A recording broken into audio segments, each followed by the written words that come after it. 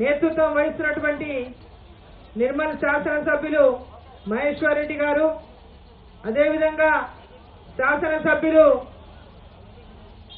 రామారావు పాటిల్ గారు, అదేవిధంగా సూర్యనారాయణ గుప్తా గారు, హరీష్ గారు, పార్లమెంటు సభ్యులు కొండా విశ్వేశ్వరరెడ్డి గారు, ఈటెల రాజేందర్ గారు, అదేవిధంగా వేదిక మీద ఉన్నటువంటి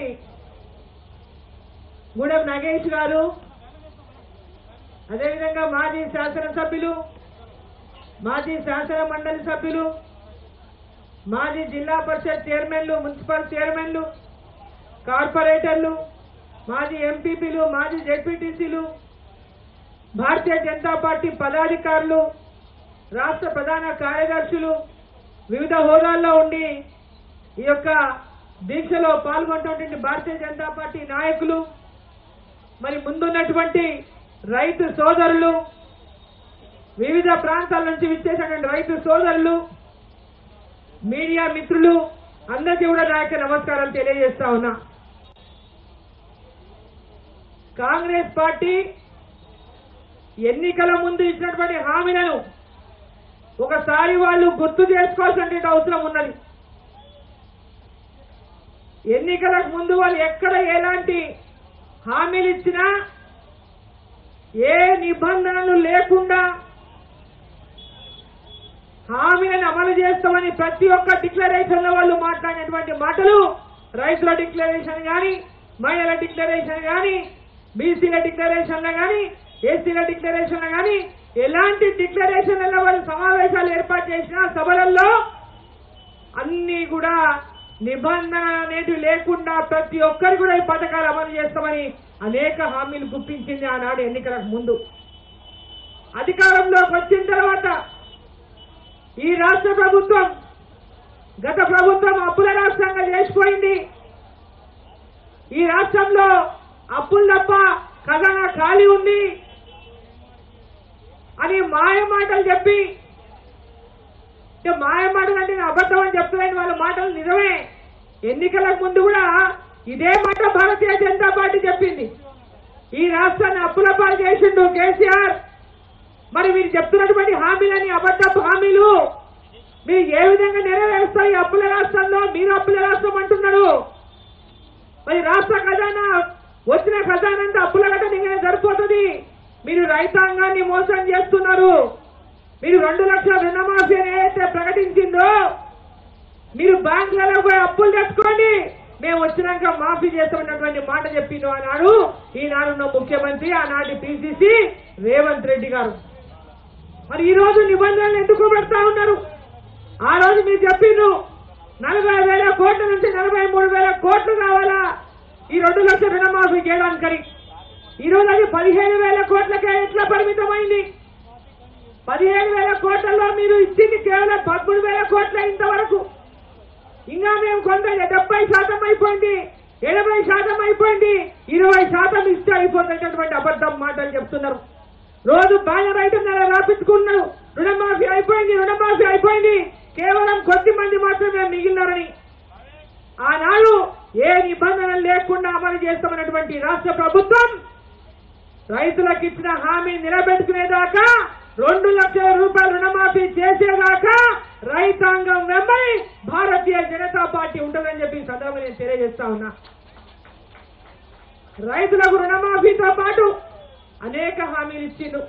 రైతులకు అంతకుముందు ఉన్నటువంటి బీఆర్ఎస్ ప్రభుత్వం రైతు బంధు అంటే వీళ్ళు రైతు భరోసా, వాళ్ళు 10,000 ఇచ్చిండు, మేము 15,000 ఇస్తామని చెప్పి 15,000 ఇస్తామని చెప్పి 2 లక్షల రుణమాఫీ అంటే రైతులు మోసపోయి ఈ ప్రభుత్వం వస్తే మాకేమో ఇంకా ఎక్కువ ఆదాయం, ఇంకా లాభం చేసేటటువంటి ఆశయంతోన ఆకాంక్షతోన ఓట్లేసి కాంగ్రెస్ ప్రభుత్వాన్ని తీసుకొస్తే ఈరోజు కాంగ్రెస్ ప్రభుత్వం అన్ని రకాల రైతులను ఇప్పటిదాకా రైతు భరోసా కింద 1 రూపాయి కూడా ఇవ్వనటువంటి దుస్థితి ఈ రాష్ట్రంలో నెలకొన్నదంటే ఈ రాష్ట్ర ప్రభుత్వం, ఈ కాంగ్రెస్ ప్రభుత్వం చెప్పిన ప్రతి మాట రైతులను మోసం చేసినట్లా కాదని ఒకసారి ఆలోచించుకోవాలని చెప్పి ఈ సందర్భంగా నేను తెలియజేస్తా ఉన్నా. ప్రతిపక్షాలు మా మీద విమర్శిస్తున్నాయి. ఇంకొక నాయకుడు చెప్తాడు అక్కడ భారతీయ జనతా పార్టీ ఎక్కడైనా రుణమాఫీ చేసిందే అని. భారతీయ జనతా పార్టీ ఎక్కడ ఏ హామీ ఇచ్చిందో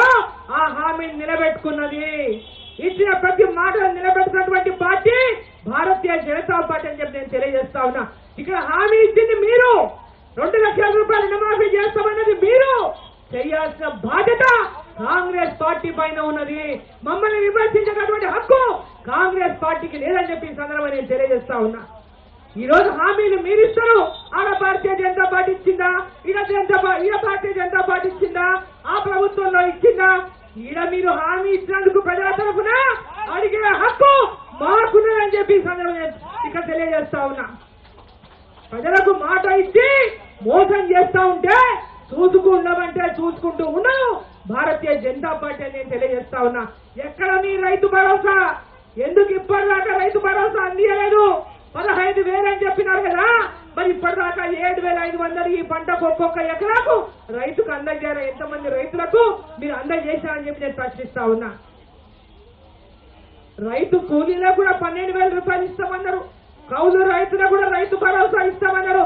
ఎక్కడ మీ రైతు భరోసా? రైతులకు ఎక్కడా? కౌలు రైతులకు ఎక్కడా? రైతు కూలీలకు ఎక్కడా అని చెప్పి నేను ప్రశ్నిస్తా ఉన్నా. దీనికి జవాబు చెప్పండి. ఆ రాష్ట్రంలో ఇస్తున్నారా, ఈ రాష్ట్రంలో ఇస్తున్నారా? అక్కడ ప్రభుత్వాలు ఏ హామీలు ప్రజలకు ఇచ్చినాయో ఆ హామీలు నిలబెట్టుకుంటా ఉంది భారతీయ జనతా పార్టీ ప్రభుత్వం ఆయా రాష్ట్రాల్లో. ఈడ మీరు హామీ ఇచ్చిండు, మీరు ఇచ్చిన హామీకి మీరు కట్టుబడి మాట్లాడండి. సాధ కాకుంటే మిమ్మల్ని మేము మోసం చేసాము, మేము ఇయ్యలేకపోతున్నామని ముక్కు మీద నేలకు రాసి క్షమించమని ప్రజలను అడగండి.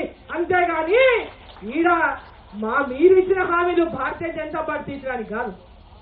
ఈరోజు రైతులను ఒక పక్క మోసం చేసి ఇంకో పక్క ఏమంటారు, బ్యాంకులలో వడ్డీ లేని రుణాలు 3 లక్షల రూపాయలు ఇస్తామన్నారు. వడ్డీ లేని రుణాలు 3 లక్షల రూపాయలు ఇస్తామన్నారు. మరి ఎక్కడ ఎంతమంది రైతులకు ఇచ్చారని చెప్పి నేను ప్రశ్నిస్తా ఉన్నా. యాదవులకు గొల్ల కురుమలకు 2 లక్షల రూపాయలు డైరెక్ట్ బ్యాంక్ ట్రాన్స్ఫర్ చేస్తామని చెప్పారు. ఎంతమంది గొల్ల కురుమలకు చేస్తుందని చెప్పి ప్రశ్నిస్తా ఉన్నా. గొల్ల కురుమలకు ఎంతమందికి వాళ్లకు గొర్రెలు కొనడానికి ఎంతమందికి 2 లక్షల రూపాయలు మీరు ట్రాన్స్ఫర్ చేస్తామని చెప్పి అడుగుతా ఉన్నా. వాళ్ళ ఖాతాలకి ఇచ్చిన ప్రతి హామీ మోసమే, ప్రతి హామీ ద్రోహమే. మళ్ళీ పైనుంచి రోజుకొక మాయ మాటలు చెప్పుకుంటూ ప్రజల్ని మోసం చేయడానికే మాట్లాడుతున్నటువంటి కాంగ్రెస్ పార్టీ నాయకులు ఒకసారి మీరు ఇచ్చినటువంటి హామీలను నిలబెట్టుకునే దిశగా మీరు ప్రయాణం చేయండి. అంతే తప్ప మిమ్మల్ని విమర్శించకూడదు. మీరు 5 ఏళ్ల దాకా కూడా మీరు ఏమి ఇవ్వకుండా మిమ్మల్ని ఎవరు అడగకూడదు, మిమ్మల్ని ప్రశ్నించకూడదు. కేసీఆర్ కంటే కూడా ఎక్కువ నియంత్ర ప్రభుత్వం మేము ఇలా తెలంగాణ ప్రభుత్వంలో చూపించదలుచుకున్నాము. మా నియంతృత్వ కేసీఆర్ కంటే మించిన ఈ రోజు కక్ష సాధింపులు ఈ రోజు ఈ కాంగ్రెస్ పార్టీ చేస్తా ఉంది. అయ్యా మీరు ఇచ్చిన హామీలు మహిళలకు ఇచ్చారు 2,500, ప్రతి కుటుంబంలో 2,500 మహిళలకు ఇస్తామన్నారు. ఎక్కడ ఇచ్చింది? ఏ ఒక్క మహిళ కన్నా ఇచ్చిన రాష్ట్రంలో? మీరు చదువుకున్నటువంటి పిల్లలకు నిరుద్యోగులకు నెలకు 4,000 రూపాయలు నిరుద్యోగ భృతిస్తామన్నారు. ఎక్కడైనా ఏ పిల్లగానికైనా ఏ నిరుద్యోగికైనా 4,000 రూపాయలు నిరుద్యోగ భృతి ఇప్పటిదాకా మీరు ఇచ్చినారా ఒక్కరికైనా? మరి ఈరోజు చదువుకున్నటువంటి